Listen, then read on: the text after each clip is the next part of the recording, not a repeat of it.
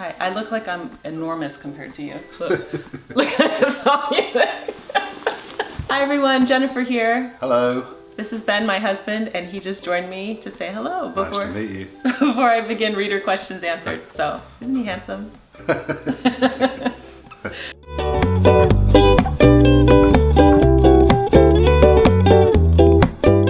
I just made him be in that introduction against his will.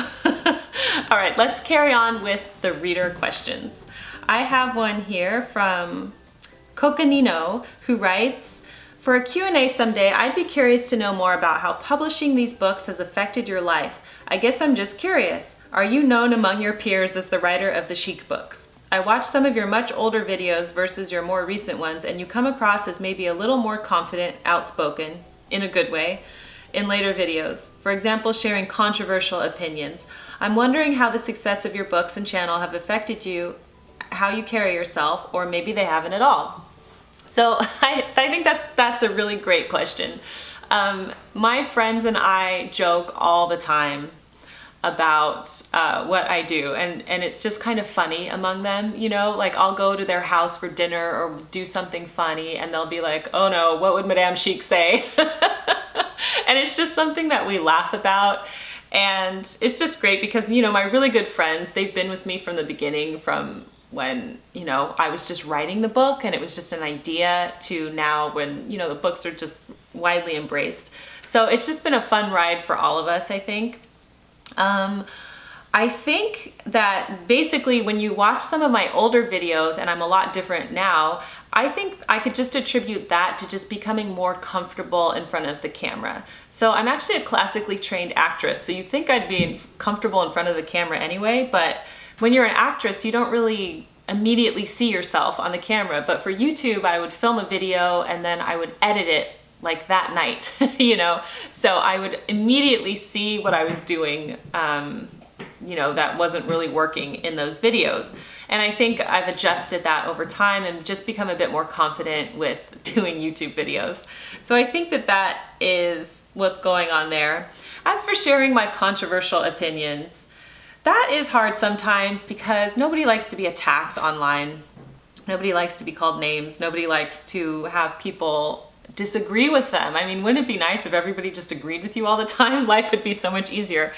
But when I do my controversial videos, and by controversial, not really. I mean, I'm not talking about politics here. I'm literally talking about yoga pants at nice restaurants and other things of that nature.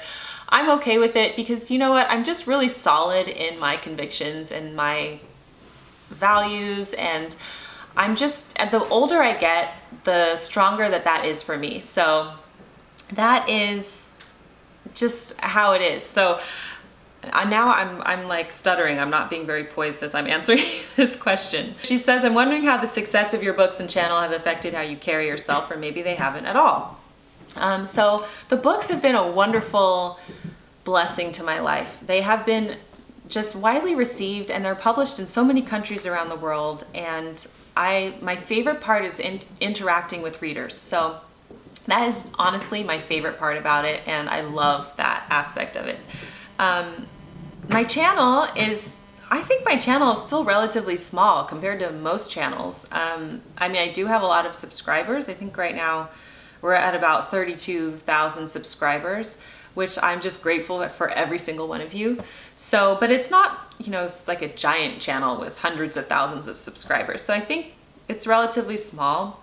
I think that I should, you know, I try to just remain myself, remain normal, remain humble, because at the end of the day, you know, I'm doing what I love and I'm very grateful for that. So I think that I have been changed in a positive way by the books, hopefully, and hopefully they haven't changed me too much as a person, but I think they've changed me in a good way. That's what I would say. Thank you for your question. Kelsey writes, hello Jennifer, I would like to hear your take on how to remain a gracious bridesmaid when members of a bridal party are lacking poise.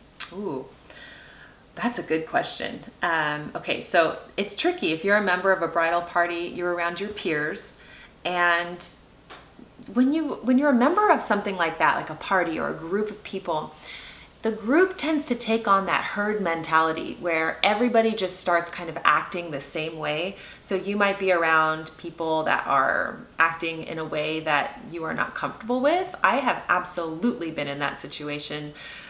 And oh man, it's really hard. There's no way around it except to just be polite, just be yourself, and don't engage in the activity that they are engaging in. I have 100% been in that situation. And just be yourself. And this goes to a question I answered earlier about, if they start to ridicule you for it, that's okay. You don't need to please everybody. Everybody doesn't need to think that you are wonderful. You just need to be solid in yourself. So if they're lacking poise, you maintain your poise, and maybe you'll be a good influence on them. One more. Amanda writes, "Hi Jennifer, I'm a huge fan of your books and blog. I feel that you are a voice of peace and reason in this crazy world." Thank you, Amanda. She says, "My question to you is about routine and habit. I'm a highly educated professional wife and mom of 2, yet I struggle every day with morning routines, afternoon routines, and evening routines. I'm often running late or filling my time with meaningless internet browsing, screen time for my kids, or eating and shopping out because I don't have an established home routine. When it comes to cleaning, it's all or nothing. I will spend hours making my house spotless and then let it go entirely for the next 2 weeks. I'm easily distracted. ADHD runs in my family, but I value family time and routines. I want to model for my children how to be deliberate with their time and to experience the peace that comes from routine. My husband is great, but struggles with the routine even worse than I do. What steps would you suggest to fix this? Thank you, Amanda." Okay, this is a great question, and it kind of has to do, again, with some questions that I have answered earlier. But I recommend that you just cut out all distractions. If TV has become a problem for you, if screen time has become a problem for you and your children, if social media has become a problem for you, then cut it out.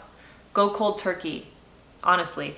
And I've cut out screen time for my children majorly. This can be a whole other video topic, but I just noticed that when they play the iPad, when they play screens or watch too much TV, it changes their behavior, and I don't like it.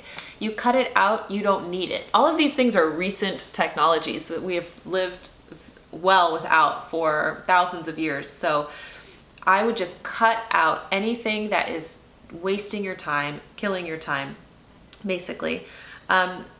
As far as routines, morning, afternoon, and evening routine, let's see, I'm gonna get my book out here. I wrote a book called At Home with Madame Chic, and this is the book, and it's actually broken up into morning, afternoon, and evening routines, and it's broken up into the pleasures of each, and I really just love this idea, and I use it every day in my life as well, but it's about the pleasures of the morning, the pleasures of the afternoon, the pleasures of the evening.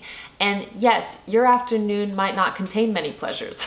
Your afternoon might contain lots of cleaning, working, organizing, all of that stuff. But can you derive pleasure from that? Can you get that joie de vivre that comes from just extracting pleasure out of your day? It's really about changing your mindset and how you think about it. And if this is a goal for you, you sound really motivated to do it, I know that you can do it. As far as cleaning your home goes, you've got to get into a habit of doing something every day. So it's not a good idea to let it go for 2 weeks and then hitting it hard.